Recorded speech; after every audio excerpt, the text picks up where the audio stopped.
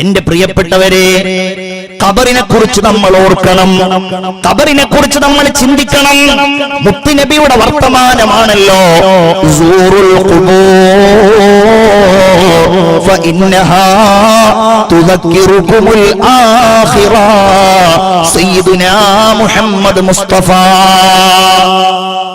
ഒന്ന് ഉറക്ക സ്വലാത്ത് ചൊല്ലൂ മുഹമ്മദ് മുസ്തഫ. ഇതൊരു തമാശ പറയുന്ന സംഗതിയല്ലല്ലോ. നിങ്ങൾ ഖബറുകൾ സന്ദർശിക്കണം. എന്തിനാണ് നമ്മൾ ഇന്ന് പല രീതിയിൽ ഖബർ സന്ദർശിക്കും? എങ്ങനെയാണെന്നറിയോ? ഒരാൾ മരിച്ചു കഴിഞ്ഞാൽ ആ മയ്യിത്തിന്റെ പിന്നാലെ നമ്മൾ പലപ്പോഴും പോകുന്നത് ആ മയ്യിത്തിന് നമ്മളോട് വല്ലതും തോന്നുമോ എന്നുള്ള നിലക്കാണ്. അങ്ങനെയല്ല പോണ്ടത്.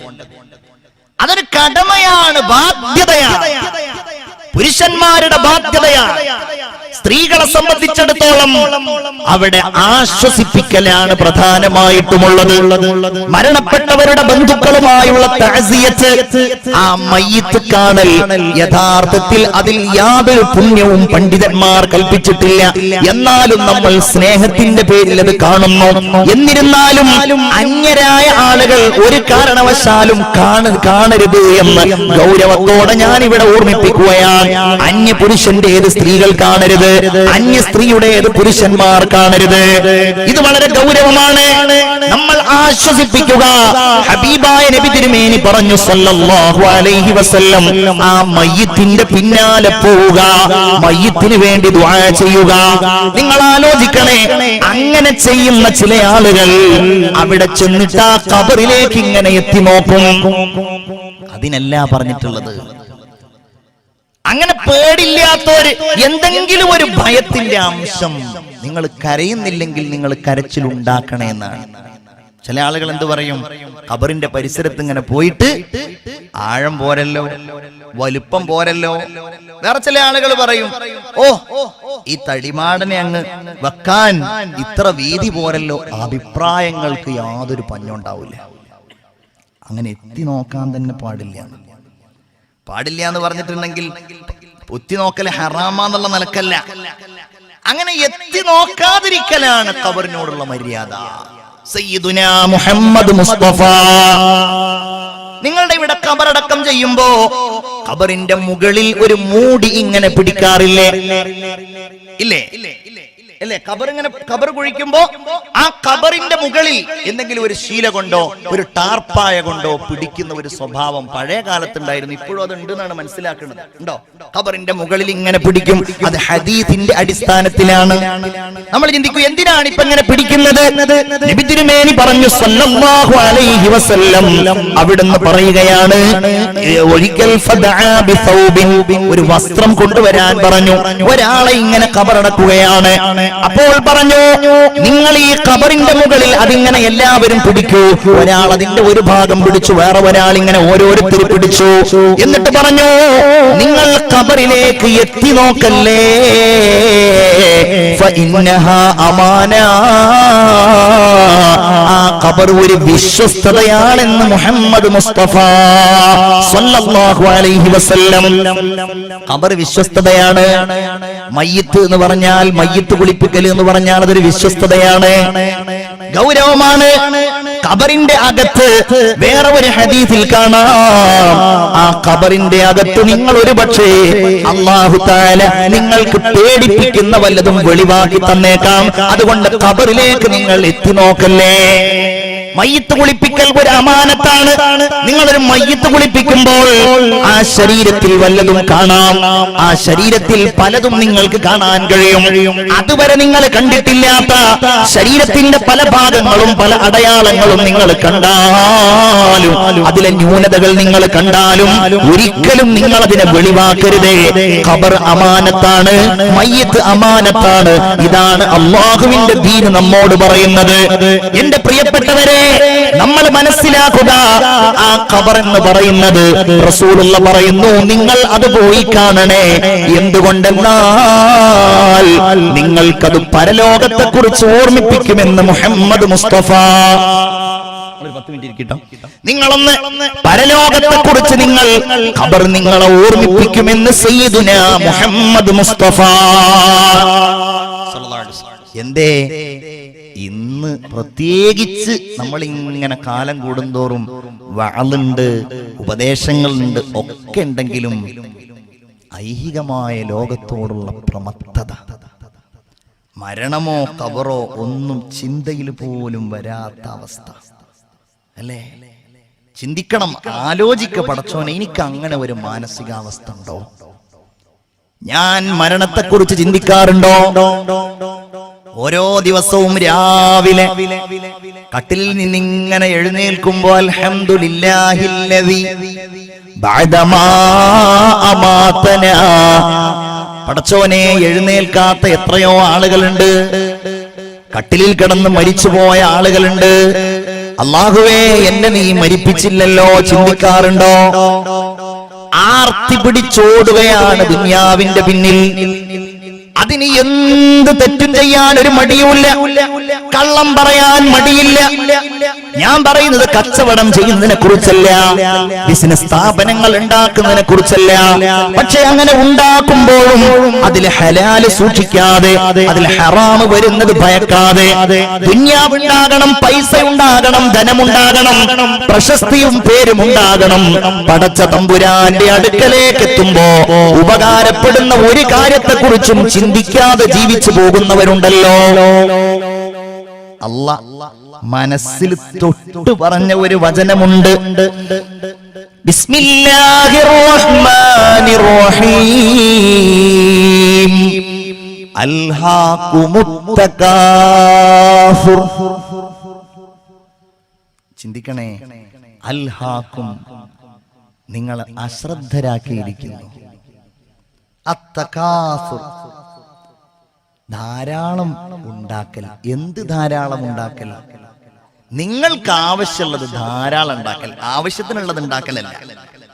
പണം ധാരാളം ഉണ്ടാക്കൽ, വസ്ത്രം ധാരാളം ഉണ്ടാക്കൽ, സ്വർണം ധാരാളം ഉണ്ടാക്കൽ, പ്രശസ്തി ധാരാളം ഉണ്ടാക്കൽ നിങ്ങളെ നശിപ്പിച്ചിട്ടുണ്ട്. നിസ്കാരം നിങ്ങൾ ഒഴിവാക്കുന്നുണ്ട് ഇതിനു വേണ്ടിയിട്ട്, നിങ്ങൾ ഹറാമ് ചെയ്യുന്നുണ്ട് ഇതിനു വേണ്ടിയിട്ട്.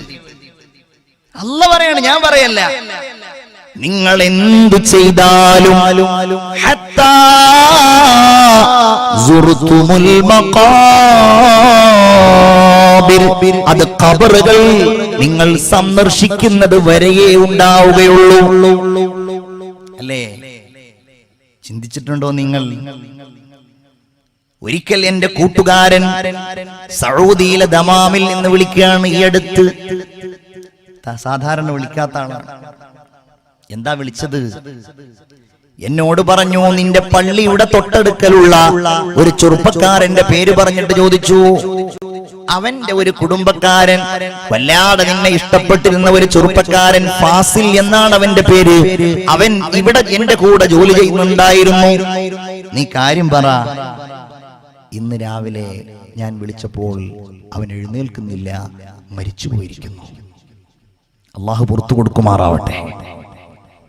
ഞാൻ ആകെ ഭയപ്പെട്ടു പോയി.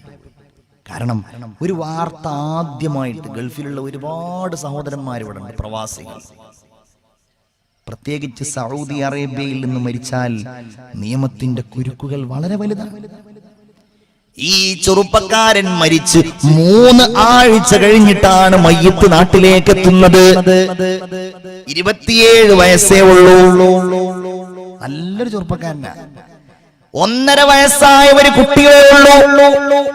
ആ കുട്ടി എന്റെ കയ്യിൽ, ഞാൻ ആ വീട്ടിൽ പോയപ്പോൾ എന്റെ കയ്യിൽ തന്ന് ഞാൻ മടിയിൽ വെച്ചപ്പോ അല്ലാഹുവേ എന്റെ കണ്ണുകൾ നിറഞ്ഞുപോയി. വല്ലാത്തൊരവസ്ഥയായിരിക്കുമല്ലോ ആ കുട്ടിയുടെ വളർച്ച, ആ ചെറുപ്പക്കാരന്റെ ഭാര്യയുടെ മാനസികാവസ്ഥ.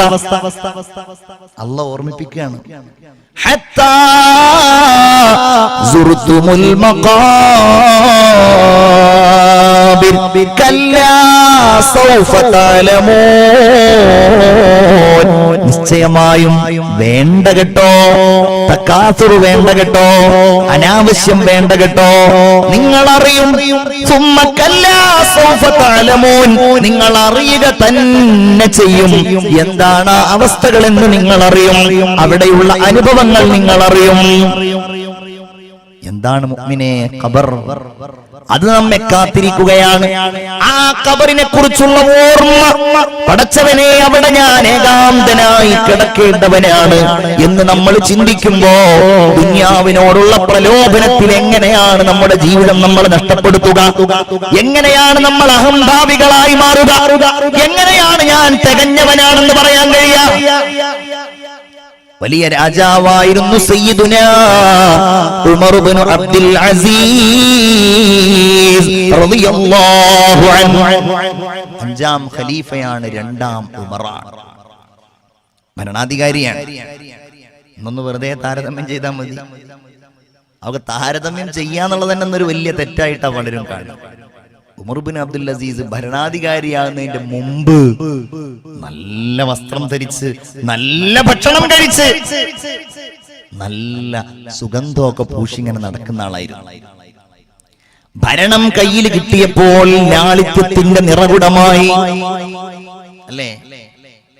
അങ്ങാര് എന്നറിവിലേ അങ്ങീ നാട്ടിലെ രാജാവല്ലേ, അങ്ങ് വെറും നാലണയില്ല യാചകനായെന്നോ ഉണ്ടോ സഖി ഒരു കുലമുന്തിരി വാങ്ങിടുവാനായി നാലണ കയ്യിൽ ഉണ്ട് പ്രിയേ കൽബിനൊരാശ മുന്തിരി തിന്നിടുവാൻ. ഉമർ ഇബ്നു അബ്ദുൽ അസീസിന്റെ ലാളിത്യാണ് പറയുന്നത്. തന്റെ ഉസ്താദായ അബൂ ഹാസിം എന്ന മഹാൻ ഉമർ ഇബ്നു അബ്ദുൽ അസീസിനെ കാണാൻ വേണ്ടി പോവുകയാണ്. ഡമസ്കസിലെ കൊട്ടാരത്തിലേക്ക് കടന്നു ചെന്നപ്പോൾ ഉമർ ഇബ്നു അബ്ദുൽ അസീസിനെ കാണുന്നില്ല. ആളുകൾ ധാരാളമുണ്ട്, പണ്ഡിതന്മാരുണ്ട്, ഭരണാധികാരികളെ സഹായിക്കുന്നവരുണ്ട്. പക്ഷേ ഉമർ ഇബ്നു അബ്ദുൽ അസീസിനെ കാണുന്നില്ല. ഉമർ ഇബ്നു അബ്ദുൽ അസീസ് റളിയല്ലാഹു അൻഹു അവർക്കിടയിൽ ഇങ്ങനെ തലയും താഴ്ത്തിയിട്ട്, കണ്ണുകൾ കുഴിഞ്ഞ്, എല്ലും തീട്ട്, മുഷിഞ്ഞ വസ്ത്രങ്ങളിൽ ഇങ്ങനെ ഇരിക്കുകയാണ്. ഉസ്താദ് കടന്നു ചെന്ന് സലാം പറഞ്ഞു, ബഹുമാനിച്ച് എഴുന്നേറ്റ് നിന്നു, ചെറിയൊരു പുഞ്ചിരി പാസാക്കി. ഉസ്താദ് ചോദിച്ചു, ഖലീഫ, എന്റെ ശിഷ്യനാണ്, സംഭവം ശരി, പക്ഷേ വലിയ ആളായിരുന്നല്ലോ. കാന മർക്കബുക അലിയ, നിങ്ങളുടെ വാഹനം വലിയ വാഹനായിരുന്നല്ലോ. വസൗബുക ബഹിയ വവജ്ഹുക ബഹിയ വഹിർസുക കസീറ വതആമുക ശഹിയ. നല്ല ഭക്ഷണം കഴിച്ച്, നല്ല വസ്ത്രം ധരിച്ച്, നല്ല നല്ല കാവൽക്കാരോടൊപ്പം അകമ്പടിയോടെ നടക്കുന്ന ആളായിരുന്നല്ലോ. ഇതെന്താണ്?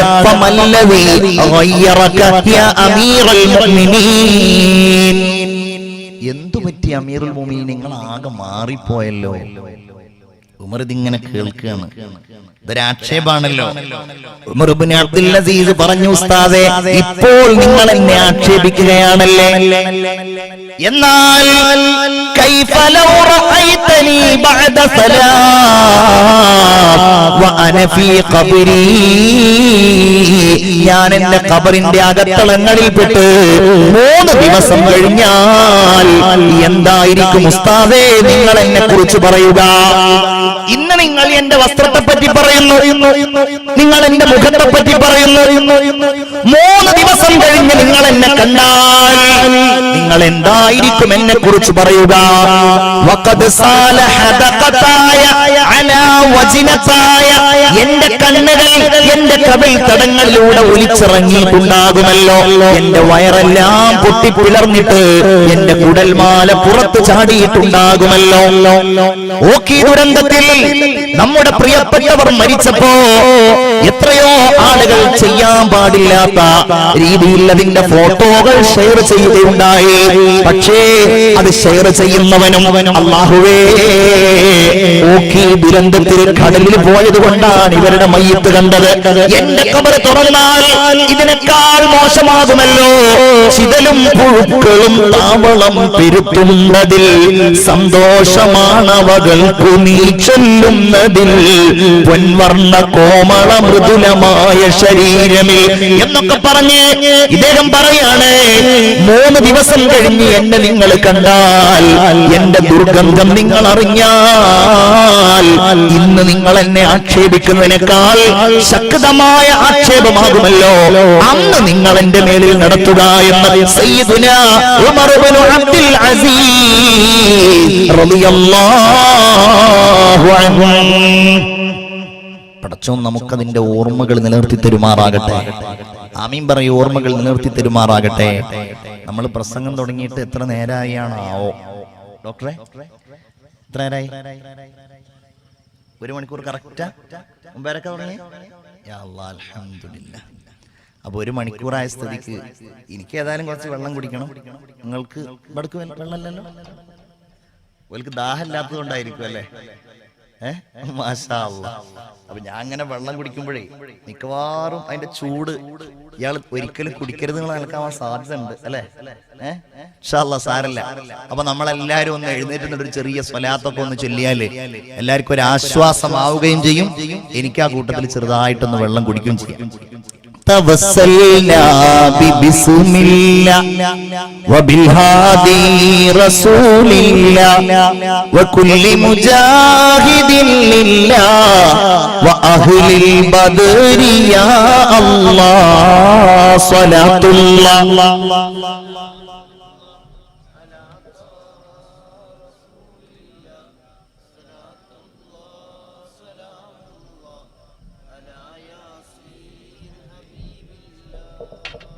ഞാൻ പറഞ്ഞില്ലേ, ഞാൻ കുടിക്കരുതെന്നുള്ള ആൾക്ക് ചൂടാക്കിയിട്ടുണ്ട്.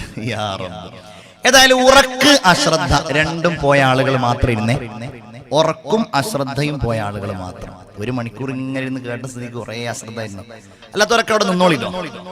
ഉറക്കും അശ്രദ്ധയും പോവാത്തവരുണ്ടെങ്കിൽ അവിടെ കുറച്ച് ആളുകളുടെ പോയിട്ടില്ല, അവരവിടെ നിൽക്കുന്നുണ്ട്. അൽഹംദുലില്ലാഹ്. നിൽക്കുന്ന ആൾക്കാർ വാഴ് കഴിയണവരെ നിൽക്കേണ്ടി വരും ഇൻഷാ അല്ലാഹ്. ഉറക്കും അശ്രദ്ധയൊന്നും പോയില്ലേ? പോയിട്ടില്ല ഇൻഷാ അല്ലാഹ്. 2-3 ആളാണ്. യാ അല്ലാഹ്, യാ അല്ലാഹ്. ഇരുന്നോളി യാ റബ്ബ്. അൽഹംദുലില്ലാഹ്. ഇരുന്നോളി. അല്ലാഹു എല്ലാവർക്കും സന്തോഷം നൽകുമാറാവട്ടെ. എല്ലാവരും ഉഷാറായല്ലോ അല്ലേ? എല്ലാവരും ഉഷാറായി അൽഹംദുലില്ലാഹ്. അപ്പൊ അതുകൊണ്ട് വളരെ പ്രധാനപ്പെട്ട ഒരു കാര്യം പറഞ്ഞിട്ടാണ് ബാക്കി ഞാൻ പറയുന്നത്. അത് മറ്റൊന്നുമല്ല, അവസാനത്തെ ദിവസമാണ്. ബക്കറ്റുമായിട്ട് നമ്മുടെ പ്രവർത്തകന്മാർ വരുന്നുണ്ട് എന്നുള്ളതാണ് ആ പ്രധാനപ്പെട്ട കാര്യം. ഞാൻ അങ്ങനെ ആലോചിക്കുന്ന ഒരു തമാശ പറയാൻ കേട്ടോ. ഞാൻ അങ്ങനെ ആലോചിക്കുന്നുണ്ട്, നമ്മളെ നരേന്ദ്രമോദി 500-ന്റെയും 1000-ന്റെയൊക്കെ നോട്ട് നിരോധിച്ച വിവരം സന്തോഷപൂർവ്വങ്ങളൊക്കെ അറിഞ്ഞിട്ടുണ്ടാവും. ഞാൻ അങ്ങനെ ആലോചിക്കലാണ്, പടച്ചോനെ ആ കൂട്ടത്തിൽ മൂപ്പര് ആ 10-ന്റെ നോട്ടും കൂടെ നിരോധിച്ചിരുന്നെങ്കിൽ നമ്മളെ ബക്കറ്റ് പിരിവൊക്കെ എന്നേ രക്ഷപ്പെട്ടേനെ. കാരണം പറയണ്ടല്ലോ, എണ്ണി നോക്കുമ്പോ 10-ന്റെ നോട്ടാണ് കാര്യമായിട്ടുള്ളത്. ഇന്ന് നമ്മളൊന്ന് മാറ്റിപ്പിടിച്ച എങ്ങനെ ഉണ്ടാവുന്നതാണ്. ഞാൻ നോക്കട്ടെ, എൻ്റെ അടുത്ത് 100 ഉണ്ടോ നോക്കട്ടെ.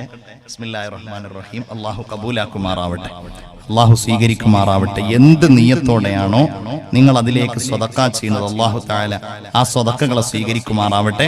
ഇൻഷാ അല്ലാഹ് 100 ഒറ്റ നോട്ട് തന്നെ ഇടണമെന്നില്ല. ഇൻഷാ അല്ലാഹ് ഞാൻ 250 ഇട്ടുള്ളത്. ബിസ്മില്ലാഹിർ റഹ്മാനിർ റഹീം.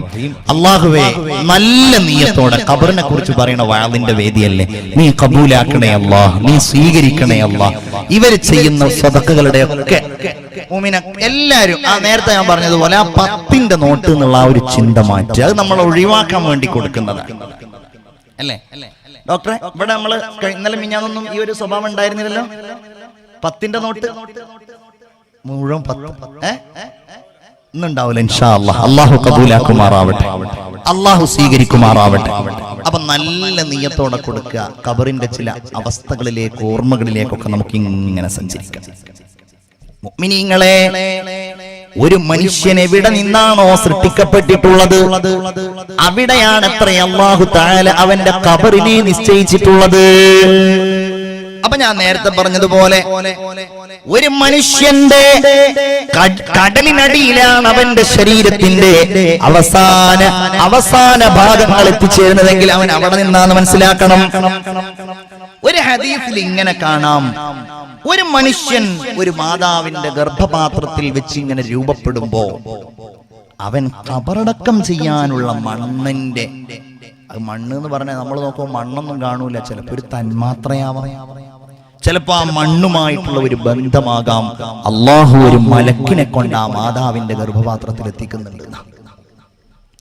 അവിടേക്ക് തന്നെ അവർ മടങ്ങും, വേറെ എവിടേക്കും പോകൂല. ഇവിടെ ഇരിക്കുന്ന ഈ കടിയങ്ങാട്ടിരിക്കുന്ന പ്രിയപ്പെട്ട സഹോദരിമാരെ, കടിയങ്ങാടല്ല എന്തായിരുന്നു, പെരുവയലിരിക്കുന്ന പ്രിയപ്പെട്ട സഹോദരിമാരെ, നിങ്ങളൊക്കെ പല നാടുകളിൽ നിന്നും കല്യാണം കഴിച്ചു വന്നവരായിരിക്കും അധികം ആളുകൾ. ഒരുപാട് സഹോദരിമാരിന് ഇവിടെ നിന്ന് മറ്റു നാടുകളിലേക്ക് പോകാനുള്ളവരാണ്. അള്ളാഹു സന്തോഷത്തോടെയുള്ള കല്യാണ ജീവിതം, വൈവാഹിക ജീവിതം അള്ളാഹു പ്രദാനം ചെയ്യുമാറാകട്ടെ. ചിന്തിച്ചു നോക്കിയാൽ മനസ്സിലാകുന്ന ഒരു കാര്യമാണ്, അത് അള്ളാഹു നിശ്ചയിച്ചിട്ടുണ്ടാകും ഏതു നാട്ടിലാണെന്ന്. ഒരിക്കൽ നബി സല്ലല്ലാഹു അലൈഹി വസല്ലമ തങ്ങൾ മദീനയിലൂടെ നടന്നു പോകുമ്പോൾ റആ ഖൗമൻ യഹ്ഫിറൂന ഖബ്റാ,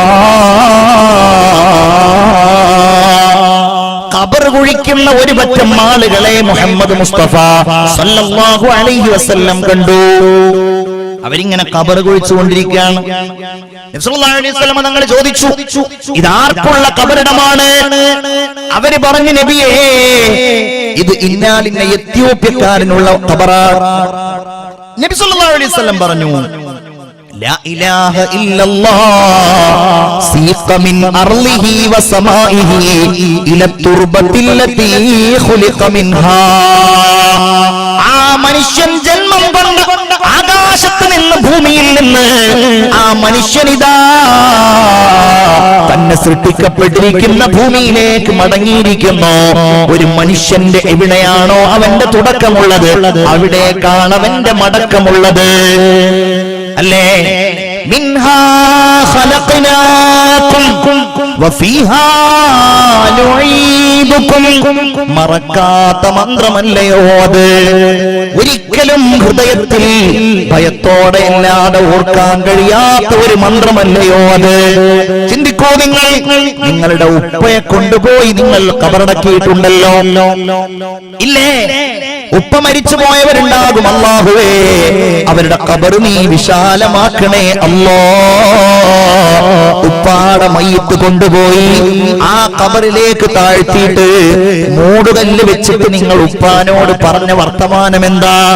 മിൻഹാ ഖലഖനാകും. എന്റെ പൊന്നുപ്പ, നിങ്ങൾ എന്നെ വളർത്തി വലുതാക്കി, നിങ്ങൾ വെയില് കൊണ്ട് ഞാൻ വളർന്നു വലുതായി, ഞാൻ എത്ര ഉയർന്നു, എന്നെ എത്ര നിങ്ങൾ സ്നേഹിച്ചു, എനിക്ക് വേണ്ടി നിങ്ങൾ എത്ര കഷ്ടപ്പെട്ടു, നിങ്ങൾ എനിക്ക് വീട് നൽകി, നിങ്ങൾ എനിക്ക് പറമ്പ് നൽകി, നിങ്ങൾ എനിക്ക് സൗകര്യങ്ങൾ നൽകി, നിങ്ങൾ എന്നെ പഠിപ്പിച്ച് വലുതാക്കി ഉപ്പ.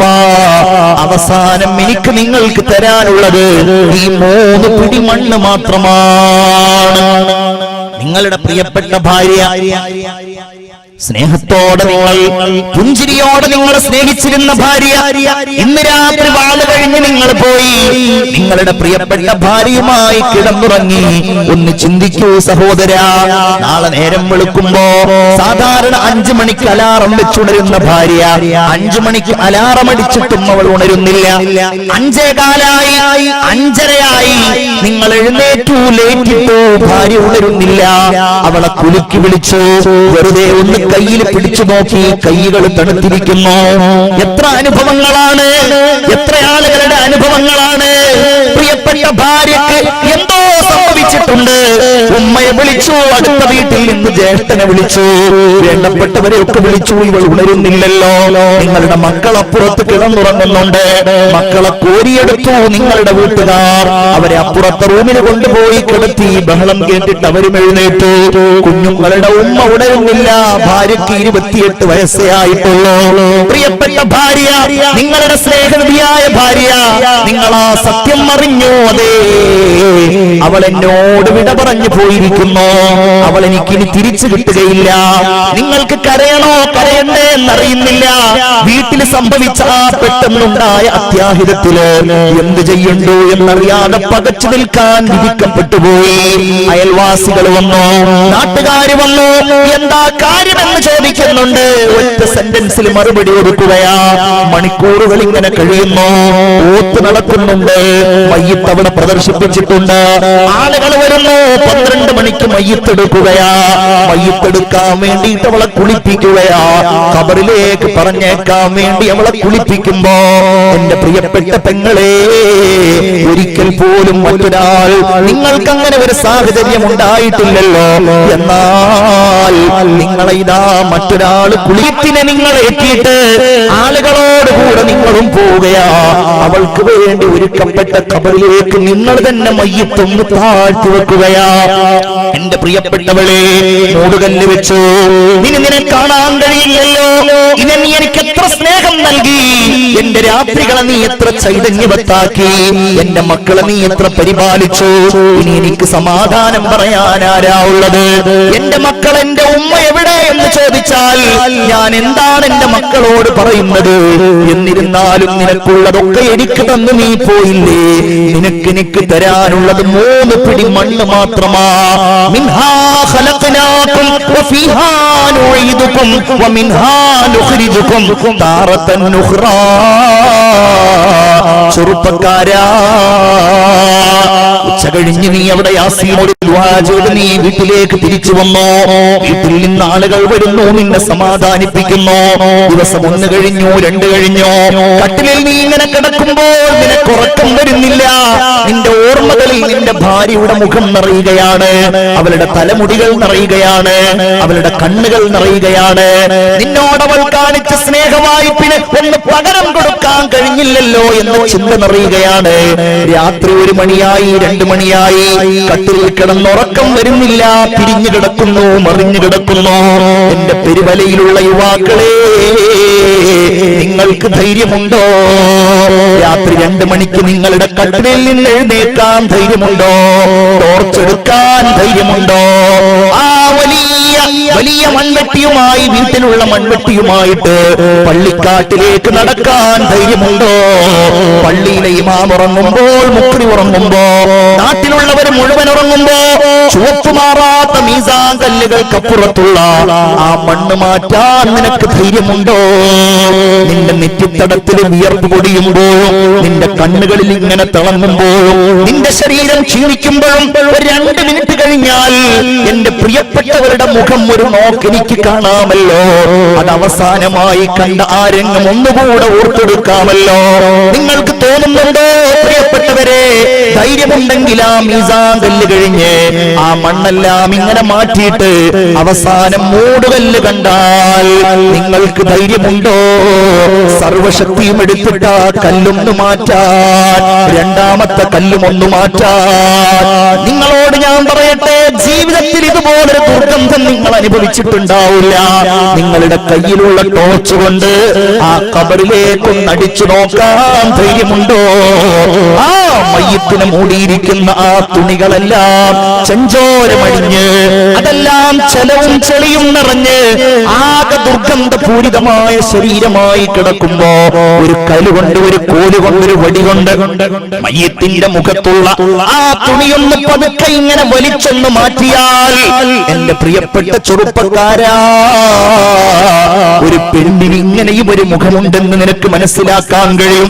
നിന്റെ ഭാര്യയുടെ മുഖം ഇങ്ങനെയാണെന്ന് മനസ്സിലാക്കാൻ കഴിയും. ഞാനാണെങ്കിൽ എന്റെ മുഖം ഇങ്ങനെയാണ് മനസ്സിലാക്കാൻ കഴിയും. കണ്ണുകളെല്ലാം അവിടെ നിന്ന് പോന്നിട്ട് അതിന്റെ സ്ഥാനത്ത് 2 ഗുഹകൾ ഇങ്ങനെ പ്രത്യക്ഷപ്പെട്ടിരിക്കുന്നു. ചുണ്ടുകളെല്ലാം അടർന്ന് മൂക്കിലൂടെയും ദ്വാരങ്ങളിലൂടെയും രക്തമെല്ലാം ഇങ്ങനെ ഒലിച്ച് ആകെ വികൃതമായി ഭീകര സ്വരൂപിയായി നിൽക്കുന്നു.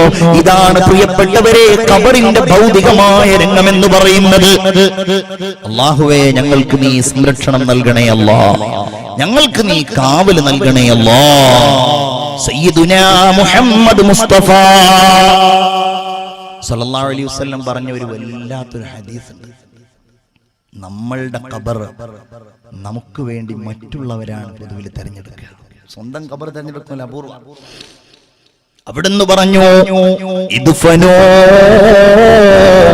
മൗതാകും വസത ഖൗമിൻ സാലിഹീൻ. നിങ്ങളുടെ ഖബറിടങ്ങൾ നിങ്ങൾക്ക് വേണ്ടി, നിങ്ങൾ മറ്റുള്ളവർക്ക് വേണ്ടി തയ്യാറാക്കുന്ന ഖബറുകൾ നിങ്ങൾ നല്ലവർക്കിടയിൽ കൊണ്ടുപോയി മറമാടണേ. അമ്മാക്ക് ഖബറൊരുക്കാണ്. വാട്സാപ്പിലൂടെ ഖബർ കുഴിക്കുന്ന ആളോട് എനിക്ക് അർജന്റ് ആയിട്ടൊരു ഖബർ വേണമെന്ന് വിളിച്ചു പറയില്ല. നിങ്ങൾ പോകണം, നിങ്ങൾ അന്വേഷിക്കണം. ഇവിടെ ആരാ അപ്പുറത്തുള്ളത്, അപ്പുറത്താരാ ഉള്ളത്? നല്ലവരുടെ അടുക്കൽ സല്ലല്ലാഹു അലൈഹി വസല്ലം തങ്ങൾ പറഞ്ഞു, സല്ലല്ലാഹു അലൈഹി വസല്ലം വഅഅമിഖൂ ലഹു ഫീ ഖബ്രിഹി, നിങ്ങൾ നല്ല ആഴത്തിൽ ഖബർ കുഴിക്കണേ. വജന്നിബൂഹുൽ ജാറസൂൽ, ചീത്ത അയൽവാസിയെ നിങ്ങൾ അകറ്റുകയും വേണേ. ഖീല യാ റസൂലല്ലാഹ് വഹൽ യൻഫഉൽ ജാറുസ്സാലിഹു ഫിൽ ആഖിറ, നല്ല അയൽവാസി ഉപകാരപ്പെടുവോ നബിയേ? അപ്പൊ റസൂലുള്ളാഹി ചോദിച്ചു, ദുനിയാവിൽ നല്ല അയൽവാസി ഉപകാരപ്പെടുവോ? അതെ, ഉപകാരപ്പെടും. എന്നാൽ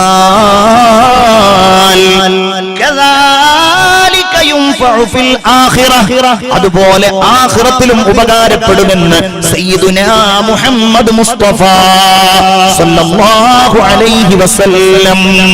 മുഅ്മിനീങ്ങളെ, നല്ലവരുടെ ഇടയിൽ അടങ്ങുക എന്ന് പറയുന്നത് അല്ലാഹു തരുന്ന വലിയ ഒരു സൗഭാഗ്യമാണ്. ചില ആളുകൾ ഉണ്ടാവും നമുക്കിടയിൽ, മക്കത്തിൽ നിന്ന് മരണപ്പെടുന്ന ആളുകൾ, വലിയ ഭാഗ്യല്ലേ അത്. മദീനയിൽ നിന്ന് മരിക്കുന്ന ആളുകളുടെ ഭാഗ്യം എത്രയാ. ഞാൻ കണ്ടിട്ടുണ്ട് ഒരാളെ മദീനയിൽ നിന്ന് മരിച്ചു. റബ്ബേ, എന്തൊരു ഭാഗ്യം. കാരണം എന്താ? മയ്യിത്ത് നിസ്കരിക്കാൻ എത്ര ആളുകളാ, മയ്യിത്ത് നിസ്കരിക്കാൻ തന്നെ എത്ര ആളുകളായിരിക്കും? ലക്ഷക്കണക്കിന് ആളുകൾ. മയ്യിത്ത് നിസ്കരിക്കണ പള്ളി നോക്കി നിങ്ങൾ, മയ്യിത്ത് നിസ്കരിക്കുന്ന സ്ഥലം നോക്കൂ നിങ്ങൾ, മയ്യിത്ത് നിസ്കരിക്കുന്ന ഇമാമിനെ നോക്കൂ നിങ്ങൾ. അതിലപ്പുറം എന്താ വേണ്ടത്? മയ്യിത്തുമായി ഞങ്ങൾ ഇങ്ങനെ പോയി, മയ്യിത്ത് കെട്ടിപ്പിടിക്കാൻ ഞങ്ങൾക്ക് കിട്ടിയില്ല. ഒരു ഇറാനിയും ഒരു സുഡാനിയുമാണ് മയ്യിത്ത് കെട്ടിൽ പിടിക്കുന്നത്. അങ്ങനെ ആലോചിച്ചു, നമ്മുടെ പെരുവയലിൽ നിന്ന് മരിച്ചാൽ, എന്റെ നാട്ടിൽ നിന്ന് ഞാൻ വിളിച്ചാൽ കൊണ്ടുപോകുന്ന റോഡുകൾ, കൊണ്ടുപോകുന്ന ഊടുവഴികൾ, ഇതേതിലൂടെയാ കൊണ്ടുപോകുന്നത്? റസൂലുള്ളാഹിന്റെ റൗളയുടെ മുമ്പിലൂടെയല്ലയോ? ഹബീബായ റസൂലുള്ളാഹിന്റെ റൗളയുടെ മുമ്പിലൂടെ ആ പെണ്ണിന്റെ മയ്യിത്ത് കൊണ്ടുപോയിട്ട് എവിടെയാ ഖബറടക്കുന്നത്? ജന്നത്തുൽ ബഖീഇൽ. ഭാഗ്യത്തിനപ്പുറം വല്ലതുമുണ്ടോ? ജന്നത്തുൽ ബഖീഇൽ ആരാ ഉള്ളത്? ഫാത്തിമ ബീവി എവിടെയാ? ഖദീജ ആയിഷ ബീവി എവിടെയാ? സഫിയ ബീവി എവിടെയാണ്? മൈമൂന റംല ബീവി എവിടെയാണ്? റസൂലുള്ളാഹിന്റെ ഭാര്യമാരിൽ ഒട്ടുമിക്ക പേരും എവിടെയാ? നബിയുടെ മക്കളിൽ അധിക പേരും എവിടെയാ? റസൂലുള്ളാഹിന്റെ സ്വഹാബികളിൽ സയ്യിദുനാ ഉസ്മാൻ ഇബ്നു അഫ്ഫാൻ റളിയല്ലാഹു അൻഹു അടക്കമുള്ള 1000 വരുന്ന സ്വഹാബികൾ മദീനയിലാ ഉള്ളത്, ജന്നത്തുൽ ബഖീഇലാ ഉള്ളത്. അതിനിടയിൽ പോകാൻ പറ്റാന്ന് പറഞ്ഞു. യാ അല്ലാഹ്, വലിയ ഭാഗ്യല്ലേ. അതാ പറഞ്ഞത്, നല്ലവർക്കിടയിൽ പോയി കിടക്കുക. മുഅ്മിനീങ്ങളെ, മയ്യിത്ത് കട്ടിൽ ഇങ്ങനെ പോകുന്ന ആരംഗം എവിടെ? നമ്മൾ ഇങ്ങോട്ട് വരുമ്പോ, ഓരോ സ്ഥലത്തേക്കും നമ്മൾ വരുമ്പോ സ്വീകരണ ലോകമാണ്. ഞാൻ വരുമ്പോ സ്വീകരിക്കാൻ എത്രയോ ആളുകൾ, ഭക്ഷണം തരാൻ, സുഭിക്ഷമായ ഭക്ഷണം തയ്യാറാക്കാൻ. നിങ്ങൾ കല്യാണത്തിന് പോകുമ്പോ, സൽക്കാരത്തിന് പോകുമ്പോ ഇവിടെ സ്വീകരണമാണോ അറിയില്ല. ഏതായാലും വല്ലാത്ത ഒരു യാത്രയപ്പാണ്. കെട്ടുകൾ മൂന്നും കെട്ടി കട്ടിലിൽ നിന്നെയുമേറ്റി, ഒരു ദിനമുണ്ടൊരു യാത്ര, തീരെ മടക്കമില്ലാത്ത യാത്ര. 3 കഷ്ണം തുണി ചുറ്റി, മുറിയാതെ ചൊല്ലി, ഒരു ദിന ദിനമുണ്ടോരു പോകേ തീരെ മടക്കമില്ലാത്ത യാത്ര. എന്തൊരു വാക്കുകളാണത് അല്ലേ? 3 കഷ്ണം തുണിയിൽ ഇങ്ങനെ ചുറ്റിയിട്ട് പറയുകയാണ്, മയ്യിത്തിന്റെ കൂടെ മനുഷ്യന്മാരിങ്ങനെ പോകുമ്പോൾ ആ മയ്യിത്തിനെ നോക്കിയിട്ട് അല്ലാഹുവിന്റെ മലക്കുകൾ ഉണ്ടാകും. നല്ലവരാണെങ്കിൽ നല്ല മലക്കുകൾ ഉണ്ടാകും, മോശക്കാരാണെങ്കിൽ അസാബിന്റെ മലക്കുകൾ ഉണ്ടാകും. നല്ലവരാണെങ്കിൽ ആ മയ്യിത്ത് നോക്കിക്കൊണ്ട് മലക്കുകൾ പറയുന്നത്, മലക്കുകൾ ആ മയ്യിത്തിനെ നോക്കിക്കൊണ്ട് പറയുന്നത്, മാ ഖദ്ദമ ഫുലാൻ, ഈ മനുഷ്യൻ എന്തെല്ലാം അമലുകൾ ചെയ്തിട്ടുണ്ട്. മലക്കുകൾ അങ്ങനെ പറയല്ലോ, മലക്കുകൾ അതിനനുസരിച്ച് കാര്യങ്ങൾ ചെയ്യുമല്ലോ. അതുകൊണ്ട് 100 ആളെ കൊന്ന ഒരാളെ റഹ്മത്തിന്റെ മലക്കുകൾ കൊണ്ടുപോയി എന്ന ഹദീസിൽ പഠിക്കണം. എന്തേ? ഇയാൾ നല്ലോടത്തേക്ക് പോകുകയായിരുന്നു. എന്നാൽ മനുഷ്യന്മാരാ മയ്യിത്തിനെ നോക്കിക്കൊണ്ട് പറയുന്നത്,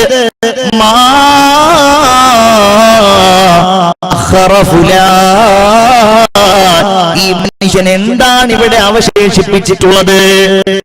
നമ്മൾ പറയും മക്കൾക്ക് നല്ല സുഖമാണ്, അവർക്ക് പറമ്പ് വാങ്ങാൻ വാപ്പുണ്ടാക്കി കൊടുത്തിട്ടുണ്ട്. ചിരിക്കുന്ന പാസികളെ, എന്റെ പ്രിയപ്പെട്ട ചെറുപ്പക്കാരെ, ഒരു സംശയവും വേണ്ട. നമ്മെ കുറിച്ച് അങ്ങനെ മക്കൾ പറഞ്ഞില്ലെങ്കിൽ അതായിരിക്കും അത്ഭുതം.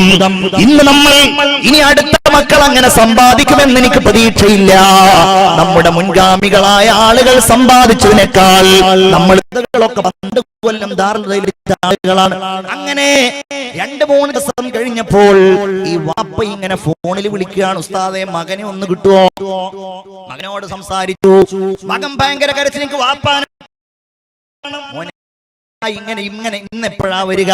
ഒരു കാര്യം ചെയ്യാം, നാളെ വൈകുന്നേരം ഞാൻ വരാമെന്ന് പറഞ്ഞു. അവന് സമാധാനമായി.